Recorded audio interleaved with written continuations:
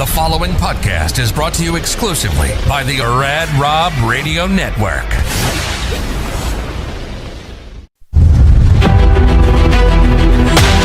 Imagine a place where mental health, resilience, sports, and the power to never give up all come together. This show is about life. It's about mental health. It's about bouncing back stronger than ever. This is Reset and Rise to the Unbreakable with Amanda Moore.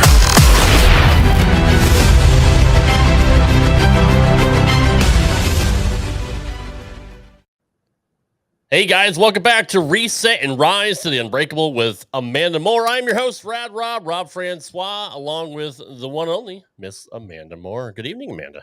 Hello, Rob. How are you? Doing well.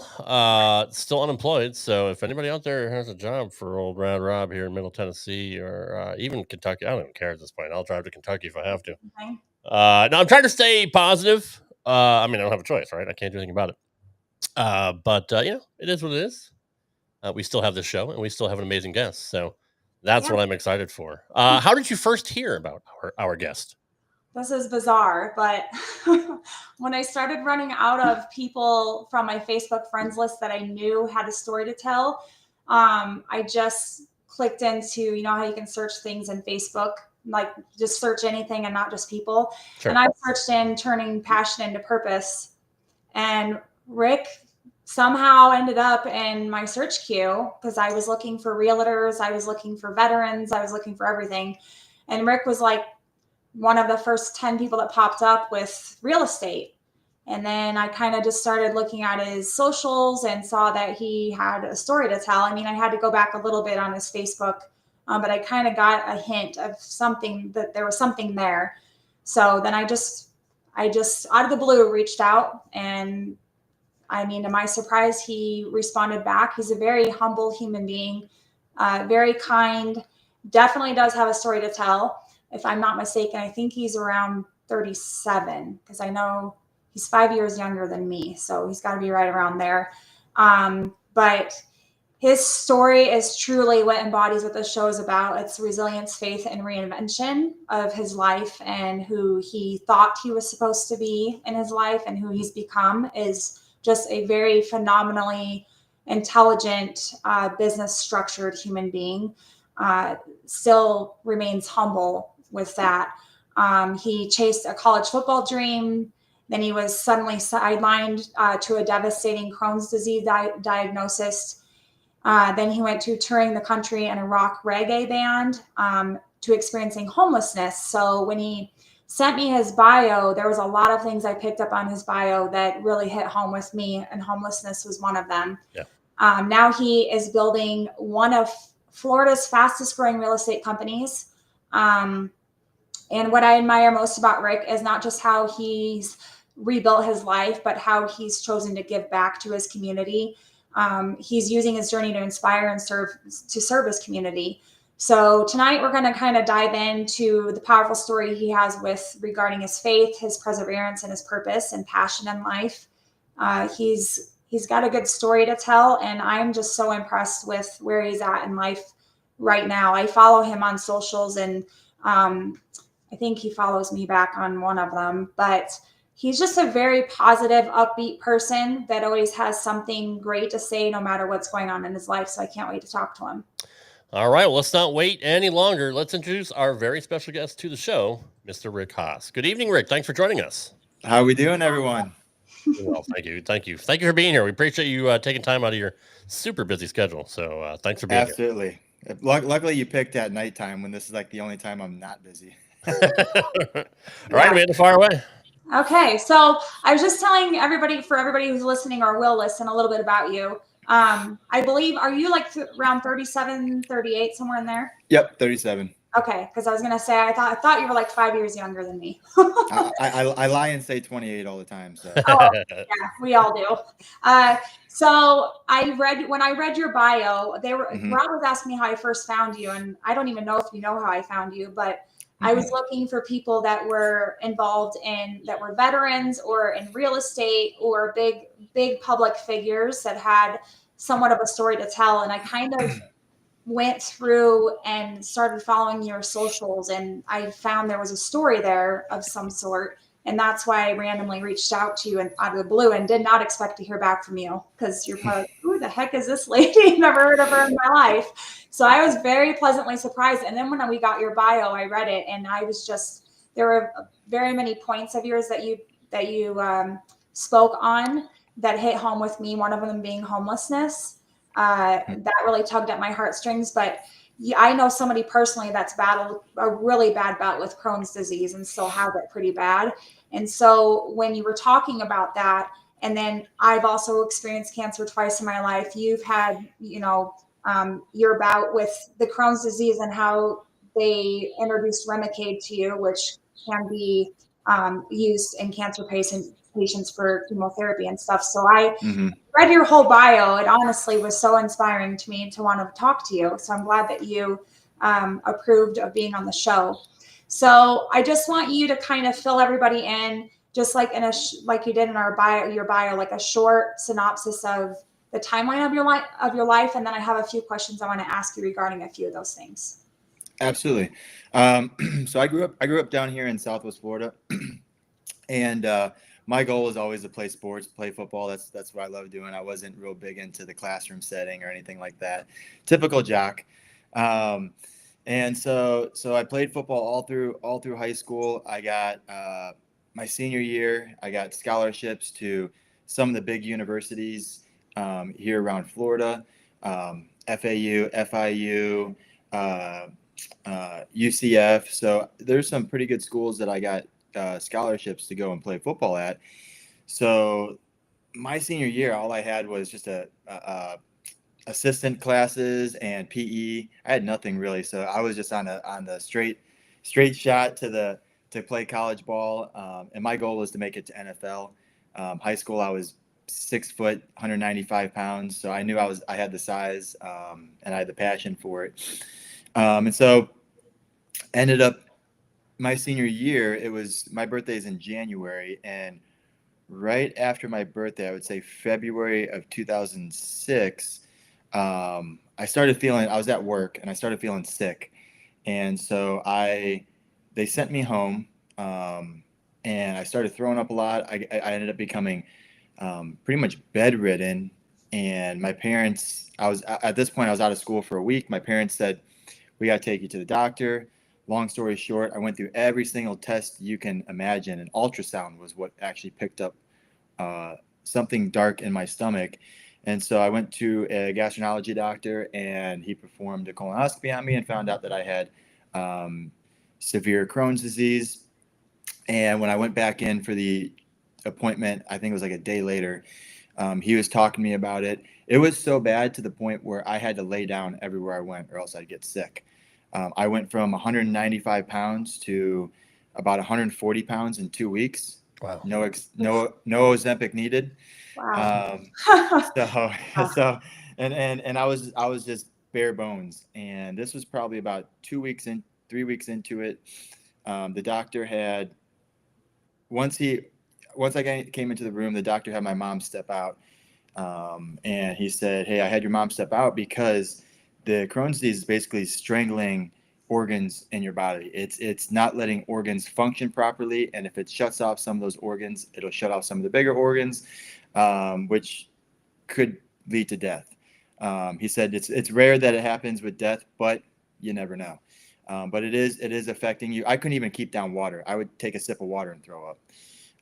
And so he had my mom step out of the room because usually, 18-year-old son, she's going to get emotional. And no, my mom, she would have. So I left there. My mom said, what happened? And I was like, I got to get on medicine. And so the very next week, he had me go on Remicade. I was on Remicade for probably 4 or 5 years. It didn't work. It made me feel like a flamingo. One thing was working, but the other thing was not, right? So I went through that through years, and then I found holistic medicine through cannabis. I got my medical card, and I spoke with a doctor, and he told me the right regimen to get on. And for the last 8 years, I have not been on any Remicade or any chemotherapy. And the doctors at this point can't even tell if I have Crohn's disease or not. But all through my 20s, while I had Crohn's disease, I was in a national touring band. It was a rock reggae band. We had 2 albums that hit top 3 Billboard charts, and I ran all the sound for them. We had 2 albums that hit top 3. We actually beat Bob Marley for 2 weeks, which was one of our big. That's pretty cool. It was pretty cool. Beat Bob Marley's greatest hits. We didn't last too long up there, but and we toured all over the country. So it was on the road 60 days, back home for 30 days, on the road 60 days. So I did that all through my 20s. Name a state, I've been there. Name a national park, I've been there. So it was really cool. We were broke the whole time. We did 20-day per diems, and all the rest of the money went into the band account to pay for traveling and everything. So we were broke, but I was traveling around the country with 5 or 6 of my great friends. And then towards the end of my 20s, so the band started 2010. Right around 2019, the lead singer ended up quitting, and he wanted to go off and do the whole Steve Perry route. He wanted to do his own single album, and he didn't need the band and blah, blah, blah. And at that point, I was already a year into 6 months into real estate. I got my license because I knew I wanted to do something that I could be able to do on the road, that I just needed a computer, and real estate was one of those things. And both my parents were in real estate while I was growing up. And so I ended up getting into real estate. And a couple of my friends from high school were like, hey, we're going to start this real estate company. And so we started this real estate company. Actually, let me back up. So at the end of the band, when the band ended, I really had nowhere to go. So the last 6 months before the band ended, I was actually homeless. They gave me the band van, and I told a little lie saying I was staying at a friend's house when I really wasn't. I was actually sleeping out of the van in Walmart parking lot. Oh, wow. And they knew how much gas was in the van, so I knew I couldn't turn it on and get AC. And down here in Florida, it is hot. So nobody in the band knew I was doing that, and I had when we were home, I had no money. So the time that we were home, I was actually homeless, living out of the van, and I would go up to the front door of Walmart and ask people for canned goods on their way out. Anything, and I had a can opener. That was the one thing I spent my last bit of dollars on. And I would also have about maybe $5 a day that I can scrounge together in old change that I had to get like one of those meals from Walmart, and I had to divide it in 3. So I'd eat the macaroni for breakfast, the chicken for dinner, the mashed potatoes for lunch, right? So I'd have to split it up. And at one point, I ran out of money, and I was really living homeless in the band van. And we had a spurt there of about 6 months where we didn't tour. They were working on a new album. And so the only time I'd really eat is when I'd drive to pick them up, and we would go to the studio over in Miami to eat.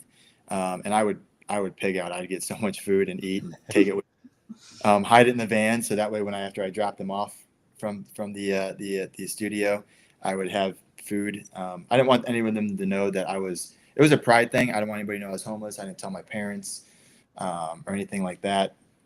And so, yeah, for 6 months, I sat outside a Walmart parking lot asking for canned goods, ravioli, corn, whatever I get my hands on. And I'm a Christian, and I prayed to God. I said, God, you take me out of this situation, and I promise you I will repay you in giving back. So fast forward, 2019, lead singer quits. 2020, I really dive into real estate.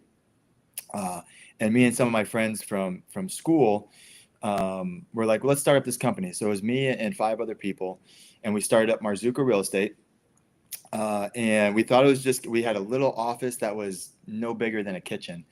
And we thought it was just going to be the 6 of us. And our business model was 100% commission, because we didn't want to take from each other. It was 100% commission, $250 transaction fee, and $100 desk fee. So it wasn't built to grow a company, because you don't really make money on that unless you have high volume of number of agents. And before you know it, so we started up in 2017, and I was a silent partner until 2019 when I got my license. A couple of years after that, I became a broker in 2021. and the business just started exploding. We started gaining agents out of nowhere. And right now, 2025, we have about 500 agents and 5 offices statewide. Wow. That's awesome. Yeah. Wow. So that's kind of this, that's the summary of it, of my That journey. is awesome. Yeah. I think that's the biggest thing that hits home with me, because I lived homeless for a period of time too. And people are like, I don't know how you did it. And there's some kind of intuition that you just make it work. You find ways to make it work. And it does become a pride thing. I didn't tell many people I was living homeless either. You find ways to skirt around it and not let it be known, I guess. And then until you get to a point where you realize that you've overcome so much and then you bounce back with success, do you then want to tell your story? Because it helps other people realize that might be going through some hardships or hard times as well. And just like you, I had something similar where it wasn't at that point, but I've had something similar in the last couple of years where I turned to my faith in God as well, where I had lost it. And then I kind of rekindled it based on reaching out when I thought I needed help and got the answers I was looking for. So I can totally relate with you on so many different levels and in different ways. I think you're just a little bit more on the success bar. When I look at your stuff, I'm like, wow. Like I told you earlier, it'd be nice. It looks like you're in constant vacation mode all the time, but you're actually working. Yeah. When I originally got diagnosed with Crohn's, and it's funny that you said that. When I originally got diagnosed, so what happened was I was bedridden from February of 2006 almost to the end of my school year. My principal, all I had was government and economics. I had one class I had to get done. And he was also he was, I think the teacher was the girls volleyball coach. So he knew me really well from football, and he knew I was going to play college ball. So he excused all my assignments all the way up until the very last month of school. And the principal, that was actually the principal of my middle school. So he allowed me to come back for the last month. And I only came back for that one class. I went to class. I needed help walking to class, leaving class to get back in the car. My mom would come pick me up.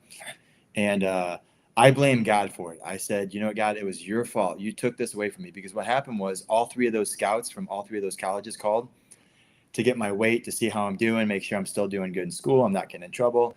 And my coaches had to tell him, hey, he lost all this weight and he's bedridden right now. He's very sick with Crohn's disease. Every scholarship, all 3 of them like that, gone. Man. And so I blame God for it. I said, God, it's your fault. You took all this from me. I was going to be something big. Why did you take this from me? And so for years and years and years after that, I went to war with God. I said, it's war. I never once won a battle with him, against him. I never won the war. And so when I was touring in the rock reggae band, I completely turned away from God. 100%. I blamed it on him. Now that I'm in my 30s and I'm more mature, I look back and say, well, what if I got into a really bad football injury that paralyzed me? Or I was heading to a game one night and got in a car accident. What if that was him keeping me from something like that happening because he had bigger plans? And after the homeless thing, I came through on my promise. So every year I do a turkey drive down here.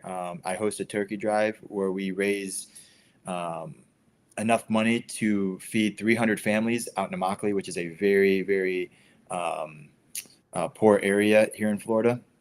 There's like 4 or 5 families living to a portable.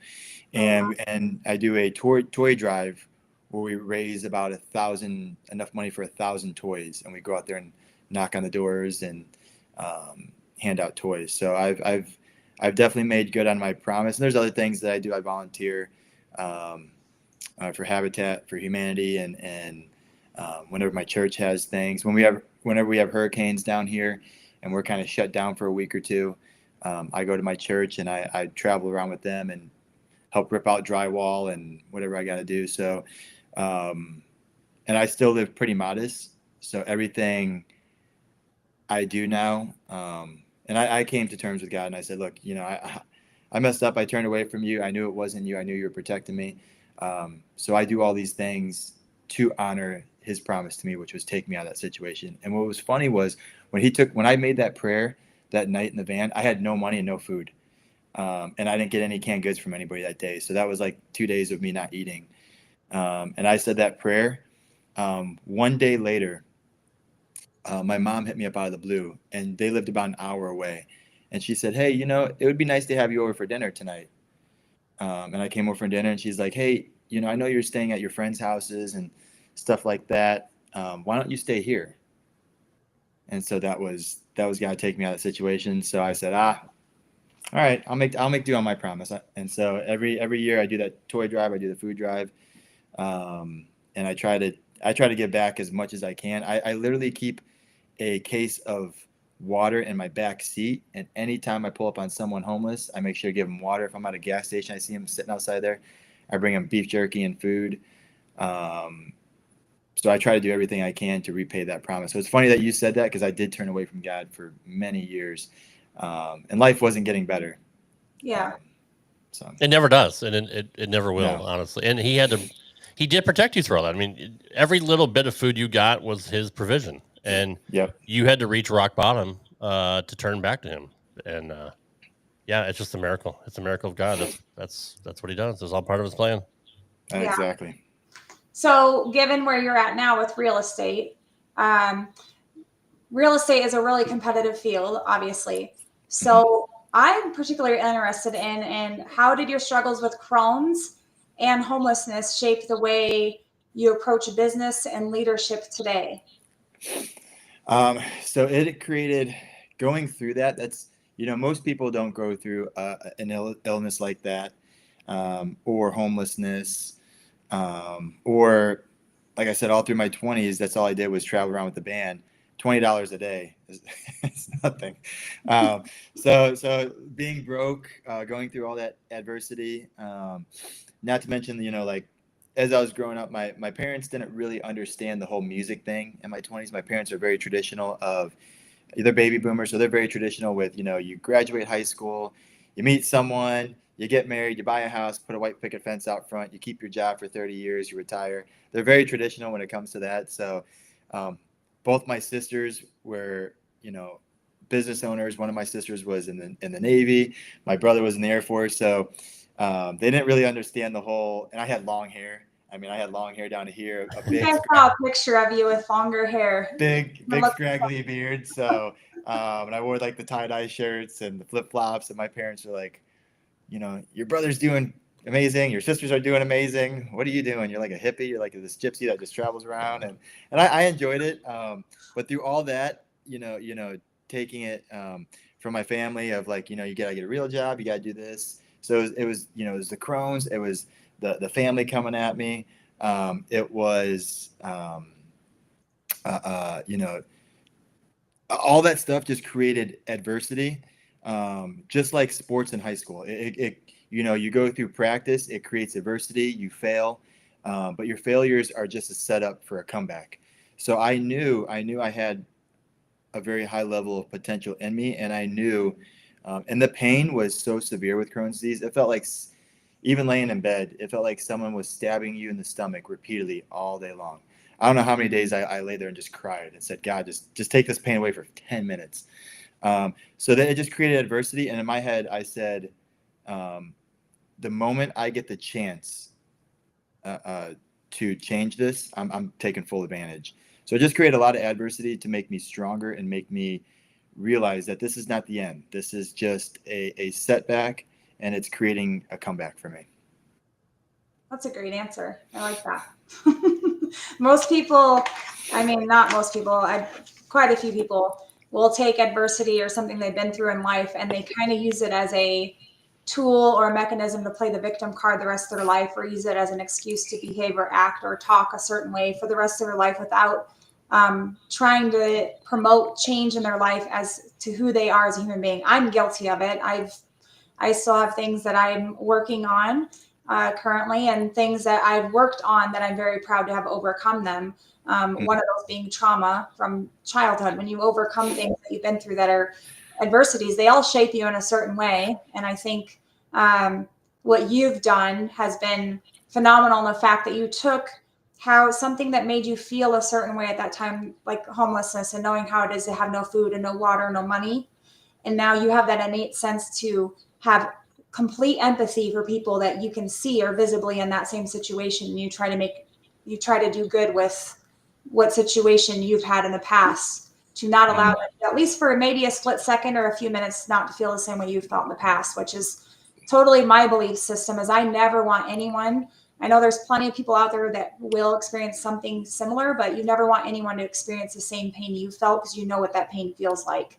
So I think that's probably one of the reasons that I wanted to have you on the show the most. And one of the things I admire about you the most is it's definitely something to admire in someone when they still maintain like a humble demeanor along with the success that you've had. And you've built your success, so you're well deserving of it. It's not like you were handed it. You've definitely put the work in. So with that being said, you've had a life full of a lot of sharp turns, should we say. Mm-hmm. So from chasing your dreams and battling Crohn's, and then the band, and now real estate, when you look back, what point of your story feels like the biggest defining moment to you that was maybe your like aha moment? Let's see. It would have to be going from homeless to finally having a place to stay. Mom's cooking again, which was great. And I didn't know where I was going to go from there, because at that point, I had given the van back to the band. The lead singer quit. All the rest of the guys were kind of doing their own kind of like solo acts around town and acoustic acts. I didn't know where my life was going to go. I had my real estate license. I didn't have any deals done or anything like that. And I didn't know where my life was going. I didn't know what I was going to do. I didn't have a dollar to my name. My mom gave me kind of like a hand-me-down car. It was a 2006 Chrysler with no AC. So windows down in Florida in summertime, it was terrible. But so I didn't know what I was going to do. I ended up doing Grubhub for about a year, just delivering food, and make really no money doing that. But I didn't know what I was going to do. And I kept praying every day to God, like, what's your plan? I want to know your plan. Like, let your will be done. I need to know your plan. And out of nowhere, I had a couple friends call me that wanted to buy homes. And when, it was probably a week after those prayers, they called me, and I made enough money through those 3 deals that was the same amount as if I worked Grubhub 7 days a week for a whole year. So I took that leap of faith, and I said, I prayed to God, and this was my aha moment, where I prayed to God and I said, God, if this business was meant for me, if I was meant to be in real estate, I'm going to take the leap of faith. I'm going to quit my job at Grubhub, and I'm going to dive fully in. And if I'm not meant to make it, you'll let me know. And if I am, I am. And that was towards the end of 2019, and 2020 exploded with the whole COVID thing, and my business went through the roof. I became a top producing agent since 2020 until now. Last 5 years, I've been a top producing agent for my company and for the area. So that was like my aha moment, where it was like, I'm in the right spot. I'm right where I need to be. Because I'm not the smartest tool in the shed, but I know if I can get to the spot before everybody else, I'm going to be more successful than everybody else. So that was my aha moment, where I took that leap of faith, and I knew I had enough money to, maybe last me a year if I really was frugal. And 71% of agents, new stat came out. It was 80% of agents now quit after year 1. So I knew that stat going into quitting my job and diving fully into it. So it was a very scary moment, because you never know what's going to happen. But God provided, and He provided me with my career, and so that was my aha moment of I'm in the right spot. I'm right where I need to be. Yeah. So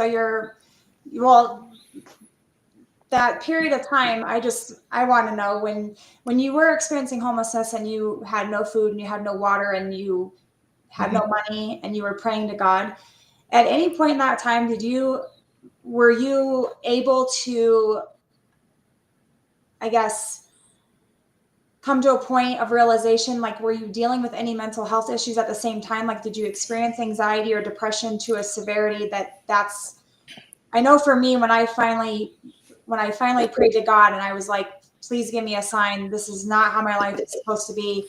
At that point, I was severely depressed and so full of anxiety, more so than normal, that I knew something had to change. So it wasn't just me praying God, it was in full-fledged tears, knowing like I'm at rock bottom. The ground is crumbling before me. Something has to change. And now more than ever, I'm very well aware of my mental health. And that is a huge priority for me, not to ever get back there again. So I just wonder if you experienced like mental health issues along with that as well, and how you coped with it all.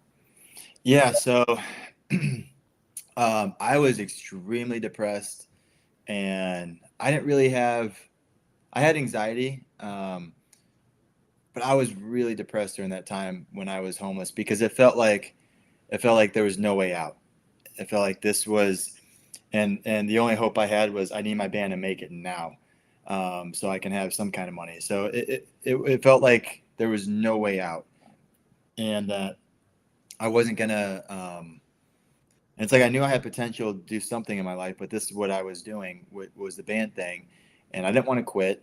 And so yeah, I was extremely depressed, and I started using alcohol to kind of numb that. Because like when I would drink, I wouldn't feel depressed. It wouldn't matter. And I was fine. And then the next day I'd wake up and I'd feel like crap, and I wouldn't feel great, and I'd feel even more depressed. And then eventually, over a period of time of doing that, I started developing very serious anxiety. And by the end of those 6 months, I felt suicidal. I felt like I was just going to end it right here in Walmart parking lot. Like there was, and once the band broke up, it was like, now I really have nothing, because that's the one thing I cling to. Going on tour, leaving town for those 60 days, I was taken care of. I was fed. So I was like, now what am I going to do now? I'm 30, 31 years old at this point. Most of my friends already have their careers because they worked out in their 20s. And I put all my eggs in one basket. I didn't have a plan B. So I was severely depressed. When I stayed at my parents' house, I would keep myself in my room, because I was ashamed that the band broke up, and they were right. I need to go get a real job. But so I was very depressed, and I started developing severe anxiety throughout all of that. So it was pretty rough, for sure. Were you back in church at that point? At that point, no. I was still blaming God. I was still blaming God for, I knew it was him that took me out of that situation. But I guess I was greedy. I guess I was selfish. I expected him to take me out of that situation and make me a millionaire the next day, make me successful the next day. But it just took me from one situation to another. And now I'm like, well, now what do I do? Were your parents Christian? Sorry. Yeah, 100%. So you grew up in church as a kid? Yep. Okay. Yep. I actually, when I was in high school, I would actually teach youth group. I wanted to be a youth pastor. Oh, wow. Yeah, that's how close I was to God. And then I broke off right when the whole Crohn's thing happened. But yeah, it was severe depression. At that point, I didn't blame God as much after the homelessness, because I knew he took me out of it. But at that point, I was like, okay, God, you took me out of it, but there's no direction of where I need to go next. What do I got to do now? And that's when I prayed, like, hey, I'm going to really dive into this real estate thing. And that's when I hit the first 3 deals. And still suffer from depression and anxiety, but it's much more managed now. Did you ever at any point tell your parents how bad it was? Do they still not know, or did you have that talk with them? They know now. Yeah. They know now. And I've gone through earlier this year is when I told them, actually, no, late last year, Thanksgiving is when I told them, I've been suffering from mental illness. Like I've had thoughts of suicide through the years. Even with success, it's still didn't feel like enough. And I felt, suicidal. I felt still depressed and like not happy, even though I was successful on the outside looking. Everybody would be like, wow, you got a great life. And it's like, but I was still empty on the inside. And earlier this year, a good friend of mine last year, she said, have you ever thought about ketamine? And so I tried, and then one of my buddies that I sold a house to, he owns a ketamine clinic and a wellness clinic in Bonita Springs, which is about 25 minutes away from me. So I called him and I said, hey, what do you think? And he said, come in for a consultation. And I did 9 weeks of ketamine treatments, one each week. And that completely changed the way I think. It completely changed. It eliminated anxiety and depression overnight. It was after the sixth treatment, it was an overnight thing where I woke up and I just didn't feel it anymore. I didn't feel depression. I didn't feel anxiety. I just got that tune in my head by Bob Marley. Every little thing is going to be all right. That's right. So I just everything changed earlier this year. I would say like around March. And my head was just in a much better place. And earlier, I would say, no, about a year ago is when I really got back into church. And I walked in, and I'll never forget it. I walked into my church, and I just went into a service. I said, I'm going this Sunday. I went into a service, and I walked in there, and I looked up at the cross, and it's one of those churches that has like a band that plays a few songs in the beginning. And the first song they played was about overcoming your greatest challenges. And I wept like a baby. And I looked up at that cross and I said, God, I'm so sorry for taking so long to get back to you.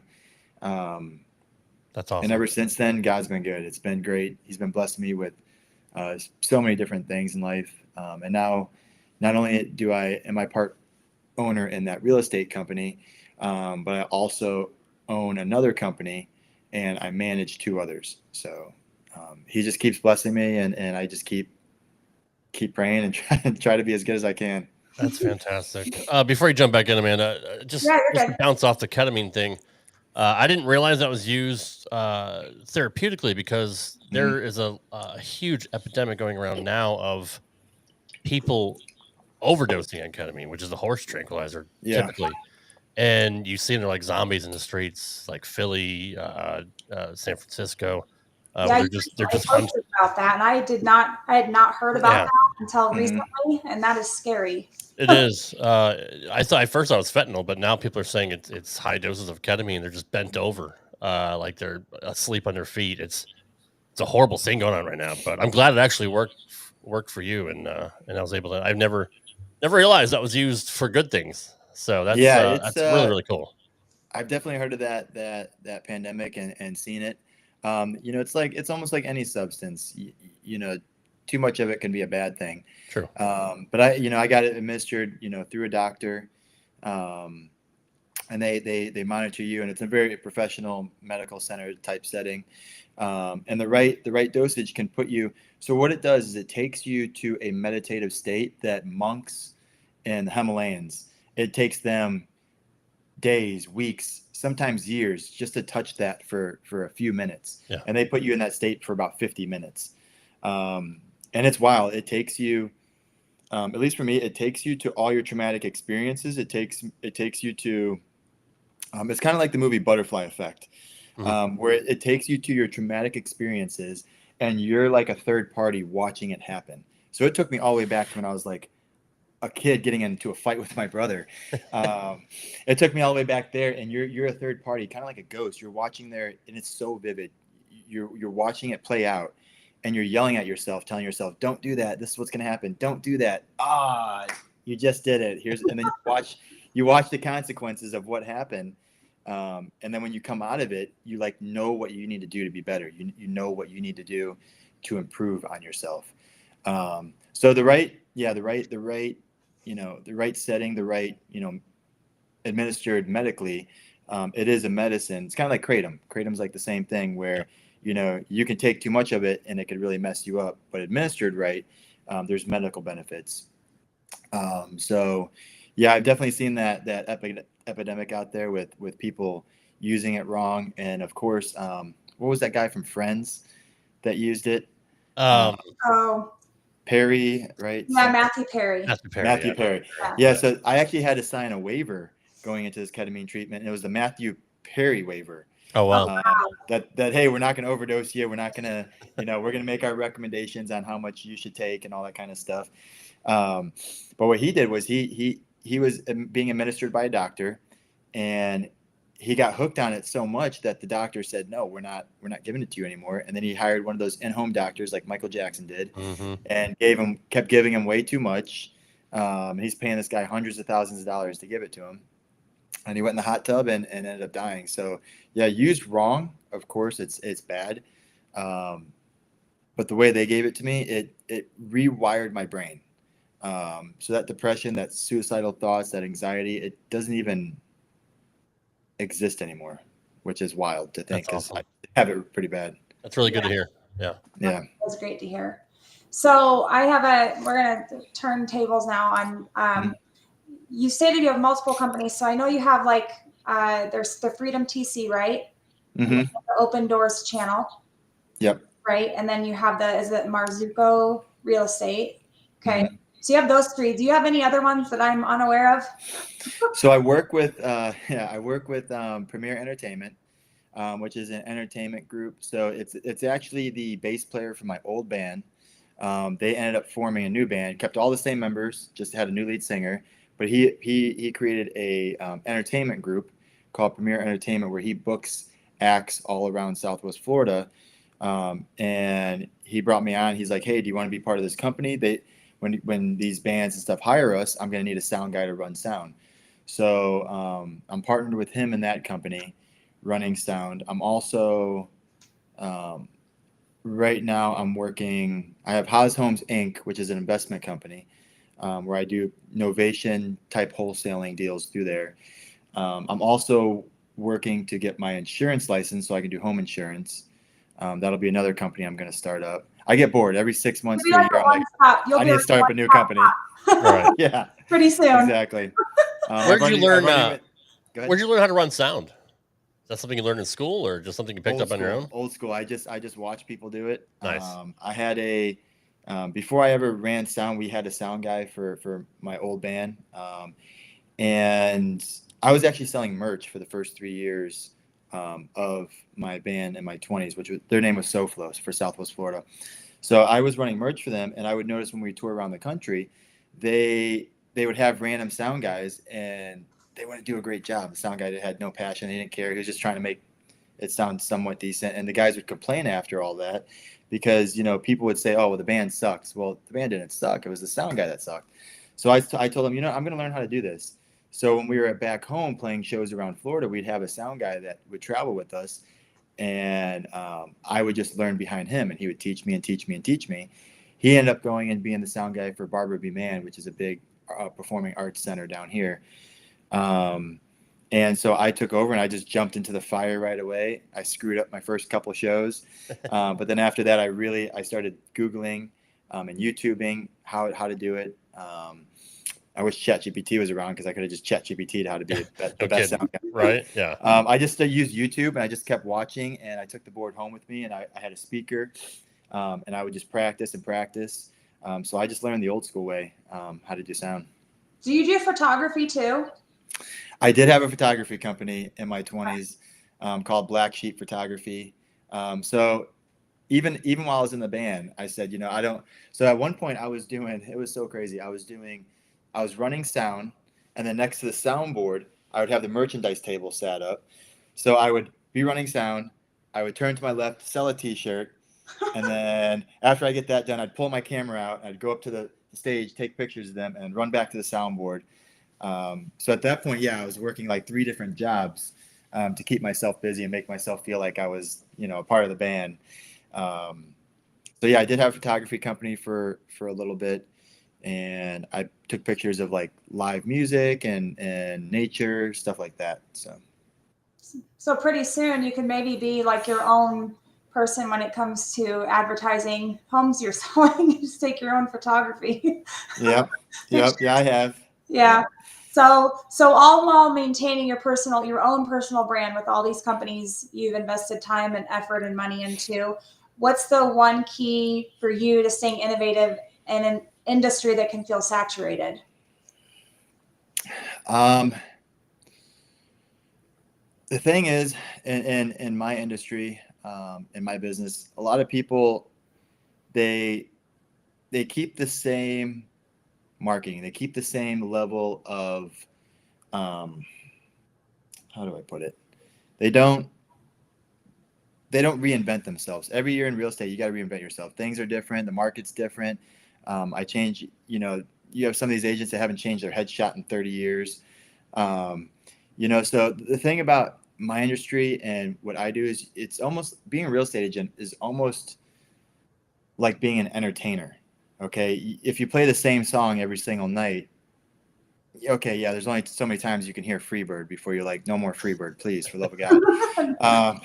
So I just always keep reinventing myself. And I went to college. I didn't graduate. I went to a community college eventually. And my strong suits were accounting and marketing. So I was good with numbers and I was good with marketing. So I knew in marketing, you can't keep throwing the same thing at people. You got to change it up. You got to do something new. So I just kept reinventing myself every year to become bigger and better. And the adversity that I had in my past is what drove me. That was my drive, because I never wanted to go back there. And I knew that if I stayed humble, and I still shop at Walmart and Target, even though I could shop at, wherever. I stayed humble. I didn't change much. I didn't go out and buy a fancy car. I stayed true to myself.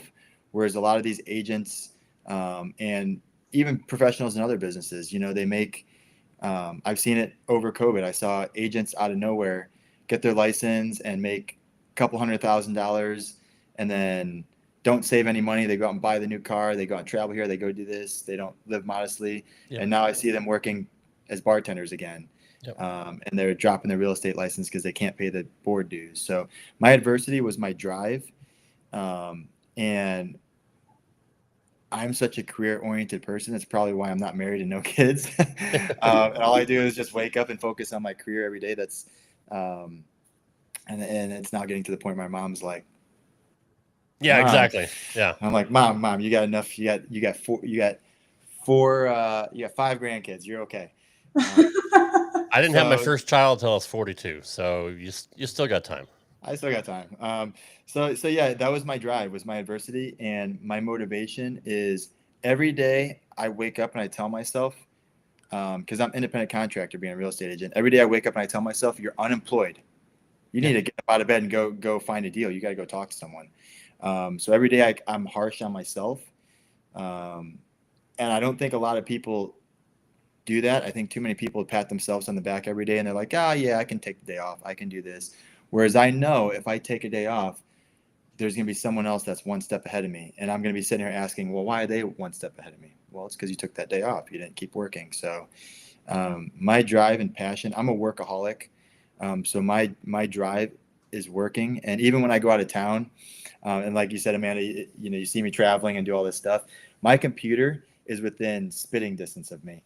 I'll go to Epcot in Orlando and I'll bring my computer and put it in the locker. I don't know how many times I've been in like a different country at Epcot and Walt Disney World, and eating orange chicken in China, and all of a sudden I get a text, hey, can you run comps on this property?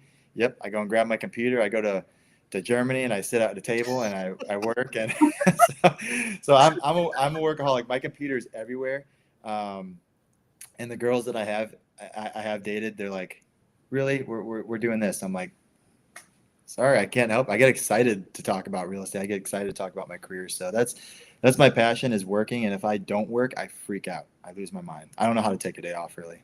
So if you didn't have that life adversity, obviously your work ethic would be completely different, right? I mean, 100%.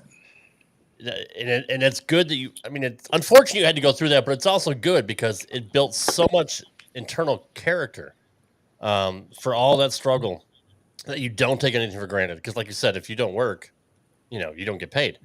And you never know if you get behind the 8 ball, who who knows where you're going to end up, and you don't want to go down that spiral anymore. Yeah. So it's really good that you have that hustle and that drive, because without those lessons, I don't think you'd be the same person today, honestly. Yeah. And the last time I actually worked for someone was high school as a golf caddy. When I graduated high school, I took over my dad's landscaping company. I worked that for a few years, realized I didn't really want to do landscaping the rest of my life. I like doing my own landscaping. I don't like doing other people's landscaping. Agreed. So it's therapeutic when I do it for me. It's a hassle when I do it for someone else. So I got out of that, and that's when, at the same time I sold the company, and I used that money to start up the band. And then while I was home from tour, I got into personal training from 2012 to 2014 at Crunch Fitness. So I was independent contractor. And then the band, I was independent contractor, and then real estate independent contractor. So I really haven't worked for someone except for high school. And so I've always had that entrepreneurial mindset, and both my parents have always been business owners. And my parents were pretty tough on me in high school. They said, you either work for someone else and make them money, or you work for yourself and make yourself money. But there's a risk for working for yourself. So without that adversity growing up and not being in the uncomfortable, I would say my work ethic would be different. Who knows where I'd be right now, to be honest. Well, and I can attest to, I'm not an independent contractor. I work for somebody, but I am off commission. So I see 20-something-year-olds or even young 30-year-olds, and their commission or sometimes hourly. And they're like, why are you moving so fast? And I'm like, well, I have 9 to 12 stops today, and I want to get done. Second of all, I'm not hourly. I'm not being paid to stand here and chit chat. Like my hours I put in, the work I put in is my paycheck. So I'm the same way. I've had state jobs, and I've had other jobs where I've worked for somebody, and it's hard at the end of the day when you get paid and you're like, most of my money went to Uncle Sam, and then I'm helping that person feed their family and put money in their bank account so they have a plush bank account, and I'm over here still scratching pennies. But now it's kind of like I'm in retail with groceries, so I kind of do, they list us, we're somewhat of an independent contractor, but at the end of the day, my work ethic and the amount of work I want to put in is what my paycheck's going to read. Whether or not grocery stores are busy or not, there's still always adjustments you can make as far as like getting displays or being in with stores, so you can create that relationship with those people. So kind of what you're saying, I don't know if I would ever have the guts to go fully owning my own business, but that's remarkable that you were able to do that and pull it off and be where you're at now. So to kind of wrap things up a little bit, the podcast is all about rising after setbacks, which I've told you. So we always like to end the show usually on a good positive note. So if you could leave our listeners with one message about overcoming adversity and building a life you love, what would be your little snippet of advice that somebody could possibly take with them and remember that you gave? I would say never give up. Never give up. Adversity is going to come. Life is not fair. It's not supposed to be fair. But you can't give up, because then you're going to live the what if. Why ever live the what if? What if I didn't do that? What if I didn't do this? What if I did do this, my life would be that way. So for listeners out there, if you're going through tough times don't last long. Good times don't last long. The main thing is you can't give up. If you have a dream, if you have something you want to chase, go after it. If it fails, you can always go do something else. You can always go get a job somewhere else. But you can't give up. When you give up, you're going to live your whole life with that one regret. And the thing that is out there that's so untrue is YOLO. You only live once. No, you live every day. You die once. Yeah. And that's where a lot of people, they're scared to take that risk. They're scared to live their dream. They're scared of what other people will say. You can't. Who cares what people are going to say? You just can't give up. You got to keep moving forward, because the more that you inch forward towards your dream, the more that you inch forward, you're one step closer than you were yesterday. So you just can't give up. You got to keep moving forward. That is great advice. And I'm a very big proponent of making sure that everyone on my social media is plenty aware that it's not about seeking validation or attention from other people. That comes from within. Of course, we all want acceptance and we want some type of praise in some way for things that we've done or accomplished in our life. But at the end of the day, you're your own biggest cheerleader and the one that you have to make proud at the end of the day of every effort and every ounce of energy that you put into what you're doing. So I totally agree with you. You live every day, but you only die once. That is absolutely, I can attest to that one. When I thought I too was I had cancer the second time, I thought I was dying. And when you have something like that happen, you totally look at life in a different perspective. You don't take anything or anyone for granted at all. And it sounds like you have an amazing support system. You have amazing people around you that have the same mindset as you do, which that is very helpful to stay positive and grounded in life as well. So with that being said, what is next for you personally, spiritually, or professionally, other than what you've already told us? You're looking at getting your your insurance license. What else? Is there anything else that's coming down the pipeline for you? Well, I'm really excited. We got the turkey drive coming up in November. We got the toy drive in December. So I'm really excited for those things. I get super emotional and cry every time. So I'm super excited for those things. What's next? One of the things I growing up, I always wanted to travel the world. And I never thought it was possible. I thought it was so expensive until I looked into it, and it's really not that expensive. And so the wonders of the world, that's what I'm focused on right now. I've gone to 2022. I went to Machu Picchu, and all these trips I take by myself. I just book them and I go by myself. All my friends are like, "You're crazy. You're going to get kidnapped." I'm like, "I don't think so." Because I've been boxing for 6 years. So I'm like, if they kidnap me, I'm going to put up a fight for sure. But so I went to Machu Picchu 2022. I went earlier this year in March. I went to see Chichen Itza in Mexico, the Mayan temple. And then recently in June, I went to Rome to see the Colosseum. So what's next up is I started my real estate team a few weeks ago. So I'm kind of trying to put that on autopilot. But what's next up is see those other wonders of the world. I want to accomplish that. Fantastic. I can't wait to see pictures of your wonderful trips. I'll just live vicariously through you for now. So I really appreciate you coming on the show and sharing your story with us. I know for me, it really, like I said, it tugged at my heartstrings. And I know we had several people that were excited to hear what you have to say. I know a few real estate agents, myself, or real estate brokers that we're super excited to hear about real estate from afar on how it works on your side of the area over there in Florida. So, and you are currently, you're Marzucco. Didn't you guys just have a big shindig not too long ago, last week or the week before? You're involved in something. I go to so many networking events. I want to say it was a networking event. The pictures were gorgeous. I know that. Let's see. It was probably a top producer event. Yeah. Producer event in my area. So that was about a week or so ago. Yeah, 2 weeks ago. We as a company, we haven't had any big events. We have a big Christmas party coming up, but it was I probably go to 2 or 3 events a week. I'm like so exhausted of going to events. It's just the same people. And how have you been doing since yesterday? Yeah, we played phone tag for a little bit there because you were in and out of events like in 2 days. Oh yeah. This week I've luckily had no events, so I'm getting caught up on some kind of sleep. But yeah, well, thank you. I really appreciate you coming on the show, and I hope you have continued success. And thanks for sharing your story. It's probably going to help a lot of people out there. Absolutely. Thanks for having me on the show. I appreciate it. Yep, no problem. Thanks, you. Rick. Have a good night, buddy. Bye. Man, he's awesome. Awesome story. Yeah, seriously. He's great.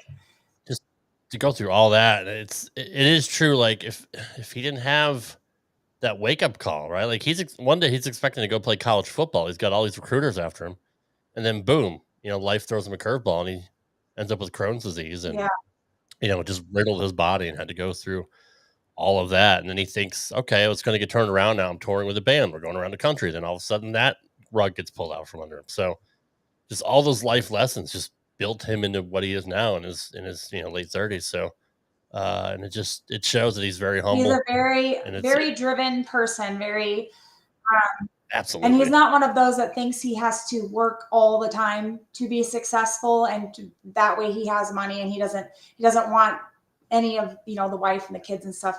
He's just very focused and very driven. And when he gets set on something, he goes after it. And that's what he wants to do right now. And I think it's amazing that there are people out there that get diagnosed with certain diseases, or they go through certain life events, and they use that as a catapult of excuses for the rest of their life not to go after anything in the unknown, or they sit there and meddle in it forever, and they use it as an excuse as to why they can't do things. And so anybody that turns it around and spins it as a positive, I completely admire. I think that's incredible.